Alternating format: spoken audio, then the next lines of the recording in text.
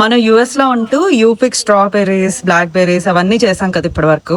కానీ ఈ రోజు యూపిక్ ఇండియన్ వెజిటేబుల్స్, అది మీకు నేను చూపిస్తాను. ఏమేం వెజెస్ ఉన్నాయో, మనం ఏం పిక్ చేసుకున్నామో అవన్నీ చూద్దరిగా రండి. మన బ్యాగ్స్, మన సిజర్స్ మనమే తీసుకెళ్ళాలి. ఇక్కడ